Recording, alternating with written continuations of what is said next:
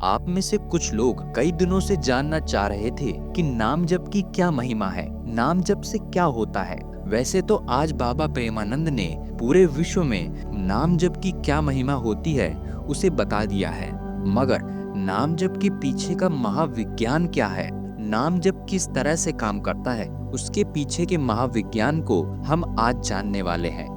आप देखेंगे कि नाम जप की परंपरा केवल हिंदू धर्म में ही नहीं बल्कि और भी धर्मों में है, या कहो किसी न किसी रूप से हर धर्म में है। नाम जप का वर्णन आपको भागवत में भी मिलता है। उसमें कहा गया है कि जो राधा थी वो हर पल कृष्ण कृष्ण जपती रहती थी और कृष्ण कृष्ण जपते जपते वो कृष्णमय हो गईं।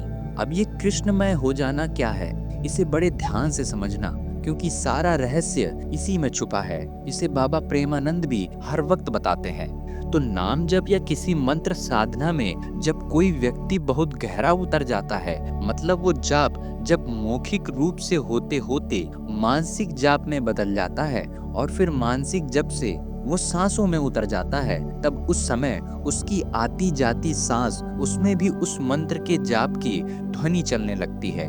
अब वो केवल सांस नहीं रह जाती, वो मंत्र बन जाती है। इसलिए भगवान बुद्ध ने भी हमारी आती जाती सांसों पर बहुत महत्व दिया है, और मैंने पहले अपनी वीडियो में आपको बड़े अच्छे से समझाया है कि आप सांसों के साथ किस तरह से जुड़ सकते हैं। तो जब कोई मंत्र या जाप पूरी तरह से हवा में घुल जाता है तो एक समय ऐसा आता है जहां पर खुद का अस्तित्व मिट जाता है। उसको अपने खुद के होने का बोध नहीं रहता, केवल एकमात्र शेष बोध रह जाता है, वो मंत्र, वो जाप, अर्थात वो स्वयं वही हो जाता है। इसलिए राधा कृष्ण कृष्ण जपते जपते वो स्वयं कृष्ण ही हो गई थी। ऐसे ही मीरा भी, उन्होंने भी भगवान का नाम जपते जपते अपने ही अस्तित्व को खो दिया और वो स्वयं कृष्ण हो गई। इसी को कहते हैं कृष्णमय हो जाना, यानी कि कृष्ण नाम में घुलकर स्वयं कृष्ण हो जाना। अब ऐसे ही नहीं, जैसे आप अपने आसपास देखते हैं, लोग नाम जप करते हैं या मंत्र उच्चारण करते हैं बैठे हुए, हाथ में माला है और नाम चल रहा है या कोई मंत्र जाप चल रहा है। नाम जपते जपते आसपास या घर में कोई बातें हो रही हैं, वो पूरी बातें भी सुन रहा है। अगर कोई विशेष बात है तो नाम जप रोककर उनकी बातों का जवाब भी दे देता है। कोई काम याद आ जाता है तो वो काम भी कर देता है और फिर से राम राम जपने लगता है। तो ये नाम जप नहीं है। इस प्रकार के नाम जप से या मंत्र उच्चारण से आपकी दो चीजें वेस्ट होंगी, एक तो टाइम और दूसरा एनर्जी। लेकिन देखिए, शब्दों की अपनी कोई शक्ति नहीं होती। चाहे आप अपने मुंह से कुछ भी जपते चले जाओ, उसका कोई अर्थ नहीं है। किसी भी शब्द में शक्ति जब भी प्रवेश करती है जब उस शब्द के साथ भाव जुड़ जाते हैं। बिना भाव के सभी शब्द अर्थहीन हैं, और इसीलिए कहा जाता है कि भगवान भाव के भूखे हैं। उन्हें केवल आपके भाव से प्रभाव पड़ता है, ना कि किसी शब्द से। तो आप जो भी नाम जप करते हैं, चाहे वो भगवान राम का नाम हो, कृष्ण का नाम हो या कोई मंत्र हो, उसे पूरी भावना के साथ पूरा ध्यान लगाकर जब आप वो नाम जप कर रहे हो तो आपके अंदर केवल वो आवाज और उसके साथ जुड़ी वो भावना होनी चाहिए। तो जब आप ध्यान लगाकर इस प्रकार से जाप करेंगे तो आप देखेंगे कुछ दिनों बाद आपकी वृत्ति उसी के जैसी होने लगेगी जिसका आप नाम जप कर रहे हो। आपके अंदर उस प्रकार के गुण आने लगेंगे। असल में जब आप पूर्ण समर्पण के साथ नाम जप करते हैं तो ये एक मेडिटेशन स्टेज होती है। इससे आपके भीतर एनर्जी स्टोर होती है और जिस प्रकार की भावना के साथ आप नाम जप कर रहे हैं उसी प्रकार की एनर्जी आपके शरीर के अंदर फैलने लगती है और वैसे ही गुण पैदा करने लगती है।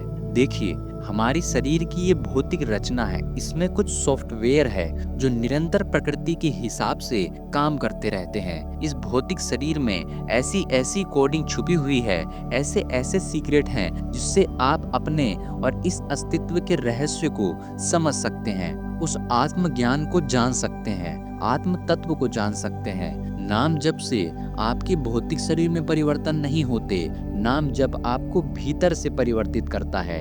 आप जिसका जप करते हैं धीरे धीरे आपकी प्रवृत्ति मानसिक रूप से वैसी ही होने लगती है।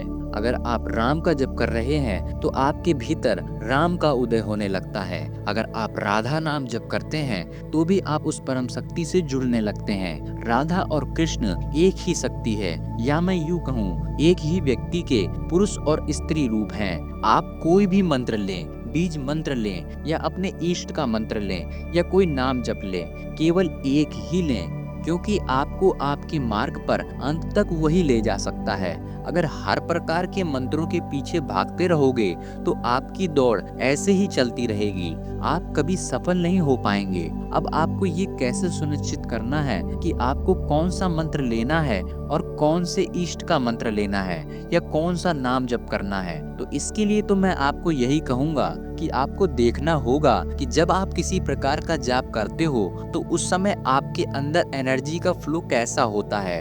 आपके बॉडी की एनर्जी खुद ही आपको बताएगी कि कौन सा नाम जप या कौन सा मंत्र आपके लिए उचित है।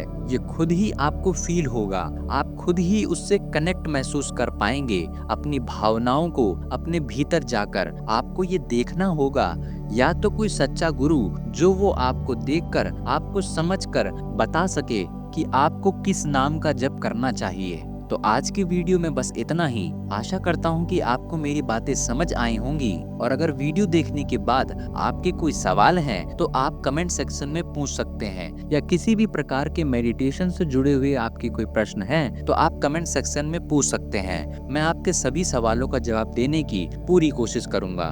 और साथ ही आज 1 जनवरी सन 2025 को हमारे इस चैनल कथा मित्रम को 1 साल पूरा हो गया है। तो हमारे चैनल के 1 साल पूरे होने पर आप सभी को ढेरों शुभकामनाएं और आपका बहुत बहुत धन्यवाद कि आपने हमारे साथ जुड़कर हमारे इस परिवार को इतना बड़ा किया। और मैं आपसे वादा करता हूं कि ऐसे ही आपके इस ध्यान के मार्ग में निस्वार्थ होते हुए आपकी सहायता करता रहूंगा।